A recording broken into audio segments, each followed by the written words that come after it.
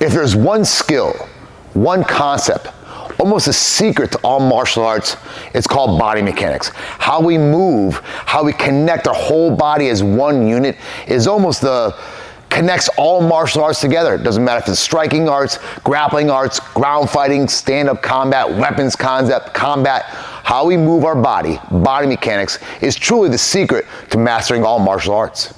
In this video today, we're going to break down how to use body mechanics from the sport perspective, street perspective, and how to actually build the strength to increase your body mechanics, increase your skill, so that when you are training, regardless of what martial art you do, you'll feel stronger, more mobile, and more connected, so your body feels like one cohesive weapon.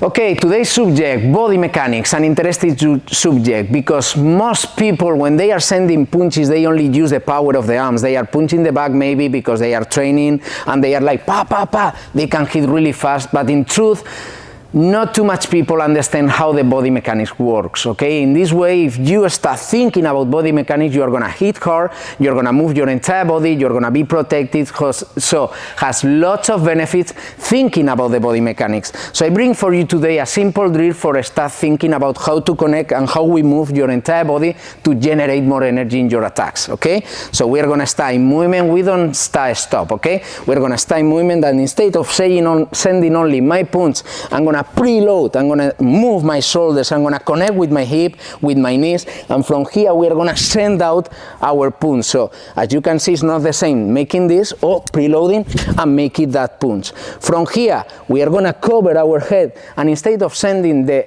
normal cross, we are gonna make the same. We are gonna move our entire body. Maybe we can readapt a little bit our position with the foot because we don't want to lose the balance. From cross, the next part, we are gonna send the hook, which is short distance and circular. We come down, we go over a little bit, and we send the overhand. We protect again, we go for the slap, we protect again, and we go for the upper. So we cover, in this first part of the video, we are gonna cover the 6 major lines of attack. Direct, circular short, descending, circular long, and ascending. But thinking about and being focused in your body mechanics, in how to connect your hand with your elbow, with your shoulder, with your hip, with your knee, and even with your foot. Guys, I am just really impressed by Ruben's movement, and one of the reasons Ruben is here at TriTac is to help clean up our movement, help make our striking, defensive striking better, and have a better all-round street combat approach. And as I was watching him do this, I have a couple questions for you, okay? Yeah. First, what is the point of preloading? You talk a lot about preloading, and I see that it does like load the power, and I've heard you talk about windows before. Can you break that down a little bit for me? Okay, give me a reference. Okay, the first thing, why we preload? We preload in order to generate so much power. So instead of starting from here, we're gonna squeeze a little bit our hip, our shoulders to put it in the game. But remember, if we talk about self-defense, everything is for attack. So when I preload, it's like I can start thinking on attack and cleaning. What we call window is the holes that you can find in the middle of the protection or in the middle of your own frame, okay? So this is what we call windows. So for me, the preload is for attacking, for start opening in order to get a direct line of attack, for moving and connect with different opponents. So this is what I call windows. Yeah, it's very interesting. It looks very powerful when you do it, like you're loading that big punch, but it's almost, I think sometimes the viewers might be confused, like why the fuck is he doing all this extra movement? But that makes a lot of sense. Now also, like, Ruben's stance is very powerful, and can you explain a little bit why you choose to have this longer, almost like a little wider base than say a boxer or a Thai boxer, that you have this very, you're very strong and very athletic, but you see like this almost cat-like stance. Can you explain a little bit like what? Okay. This has some different reasons. Come here, Matt, with me, okay? Put yourself here, so you're gonna get it immediately. If I don't move and I go like in this kind of a stance, I can connect with my opponent from the head to the chest, but here I start losing the connection. But if I go that low, I can connect without movement. Remember, without any kind of movement, I can connect from the head to the chest to the belly, even the balls. So my target area is bigger and his target area is very small because I am here. Are you saying my balls are small? No, okay. I'm saying that my target area is bigger. So, and another point is our guard is really high, Matt. So the distance between my elbow and my hip is really long if I am like really high. You know what I mean? This is one of the things that when the people see our guard, say, but I can see your ribs. So we close that distance. It's like, it's gonna be quite heavy for you to kick me in the ribs when I got my frame.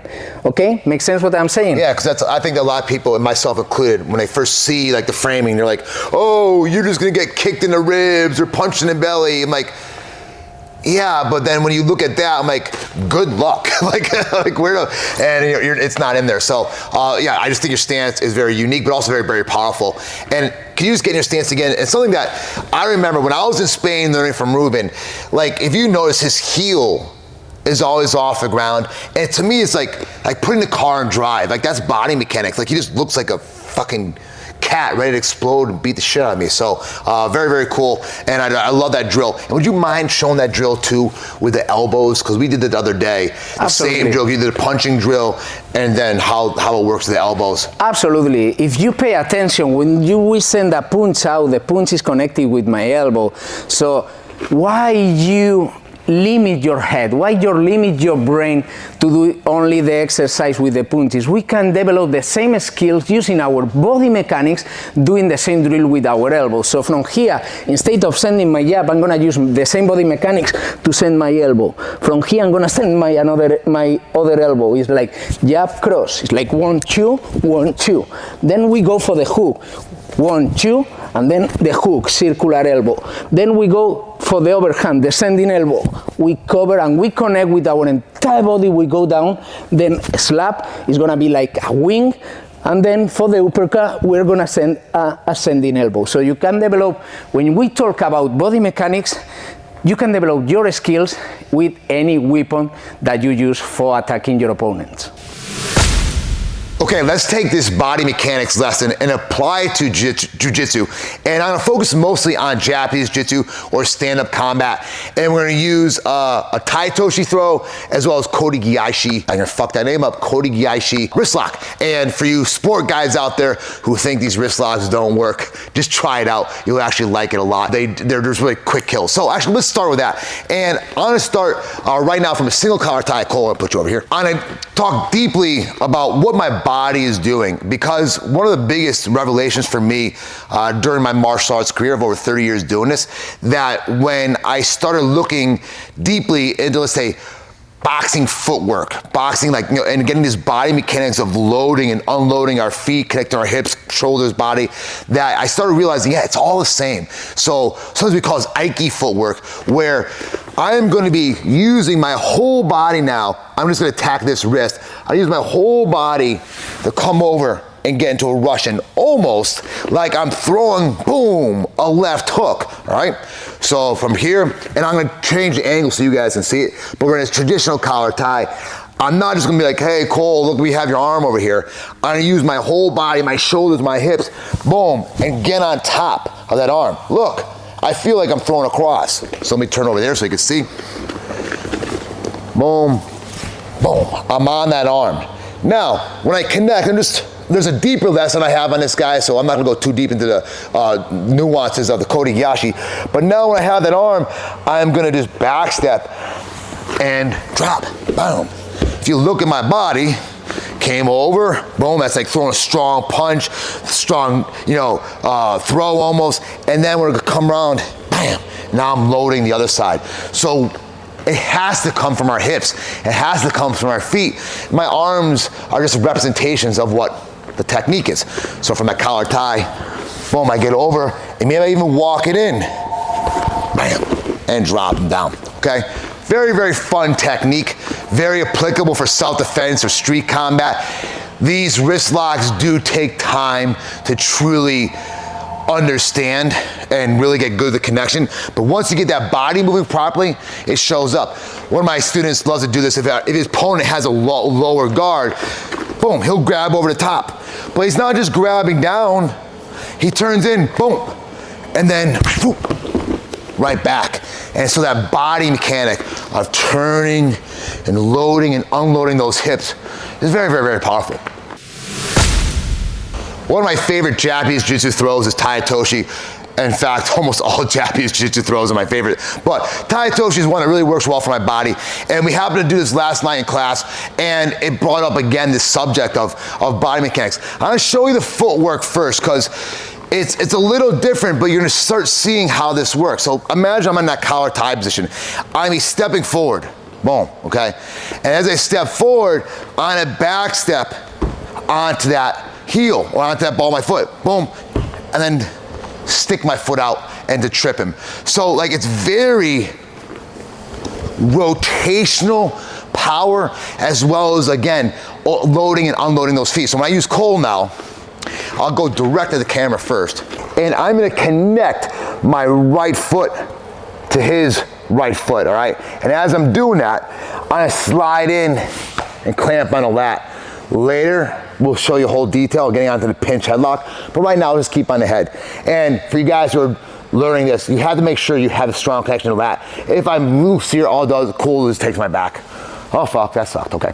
So, we're here, boom, I connect, trap to the lat. Now comes that back step where I back step out, and you see how that rotational power is bringing Cole over and dipping his shoulder. Now I'm gonna get my knee right behind his knee. I think about bowing. And Cole drops. So I do a little smoother, it all kind of flows into one movement. Boom.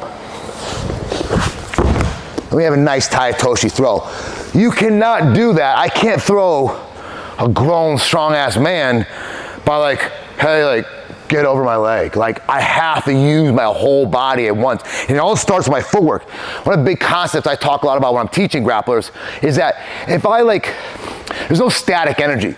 Like, I'm not gonna be like, okay, 1, 2, 3. Like, it doesn't work like that. I have to keep him like moving, keep him reacting to me. So when we're doing things like this, I'm just moving the whole time and just getting that cohesive body mechanic flow. So very, very important for any martial art. Striking, grappling, ground combat, gotta have good body mechanics. And you should feel that this rotational power that starts with your feet, comes in through your hips, and out through your arms and your legs is really a secret. And one more point on this. When I'm teaching new people, I kind of talk about like, this is the engine, right? This is like the inputs that I'm like deciding, this is the gas pedals, where we're going. And then my arms, my legs, or my elbows, or my head is like the output. It's like the representation of what happens. So if I get this correct, then I'm able to get the other things to start happening properly as well. If you don't know me, my name's Chris. I'm the strength coach. A lot of what we're doing today in this video is, to put it simply, called proprioception. It's your body's awareness in space and how to connect those things together. So my job in the strength room back here is to kind of teach the athletes exactly how to do that. But one of my biggest goals for all my athletes is getting them to use their hips. A lot of people don't know how to use their hips, very simply. So when they throw a punch, they're just throwing with their arms. They don't know how to actually turn their hip over. They don't know how to rotate with their torso to actually create power. We get big bodybuilders in here all the time thinking that they're gonna hit like a Mack truck, and they just don't. They can bench press 500 pounds, but they hit like my sister. One of my biggest tools that I use to accomplish that goal is the landmine. Now, I've heard people on YouTube say, you know, the landmine isn't gonna help you throw punches harder. Maybe by itself, but combined with all the other exercises that we're gonna implement in our programs and in our workouts, it definitely is. The thing about the landmine is when we go to hit a landmine press, we're not loading it with weight, and we're not treating it like a bench press, trying to push as much weight as we possibly can. What we're trying to do is create velocity. We're trying to create a snapping motion with our hips. So I'm gonna walk you through how to do that right now. When I set someone up on the landmine press, I want them to think about they're actually in their fight stance. So we're gonna return to this neutral position every time. I don't want just to go through we're just just doing a normal bench press. What I want to see is back heel off the ground. We're going to take our elbow and we're going to drop it to our hip. Now, if you notice, I'm not squatting down when I do this. I'm not simply, you know, just gonna completely turn. I want elbow to hip, and I'm rotating my upper body just a tiny bit. Then from here, my hip is gonna turn over, and that's gonna continue through to my press. So in real time, it's gonna look like this. We're gonna go elbow to hip turns over, and snap it forward. So you see how it's almost like throwing a pitch. When I go to throw a pitch, coming through, my hip turns over, and then the ball and the rest of my body follow through after. That's the exact same goal we're trying to accomplish with the landmine. Now, when you get good at this, then you can start adding weight and make it more difficult. But you don't want to jump right on here and throw a 45-pound plate on there and just continue through with your presses.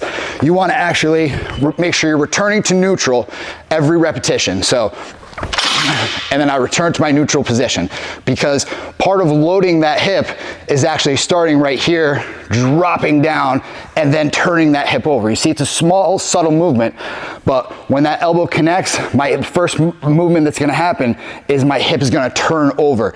Then the bar and my arm are gonna follow through with the press. So I was watching Chris do this movement, and I was like, wow, he's like blocking and counterpunching. So like, imagine I'm with him and I threw a body shot, he brought the elbow to boom, and then he's just firing right back with that punch and turning that hip over. And he said about that small movement, like this is where that power is happening. So it's just very, I don't think I've done this landmine press before, but I've never done like the way you kind of described it. I really like what you're bringing that hip down and like almost connected with Ruben was doing earlier, that loading. So can you just go through one more time? I just thought it was really cool. Yeah, part of the way that I'm actually creating the power with my hip is I have to make sure that my heel is off the ground. And then you want to think about like squishing a bug with this foot down here. When my elbow connects to my hip, then part of turning my hip over is actually gonna be, I'm gonna be turning my knee and like squishing the bug on the ground, and that's gonna follow through. So remember, we're trying to create velocity. We're trying to hit harder. We're not trying to press more weight. So we're gonna start in our neutral position.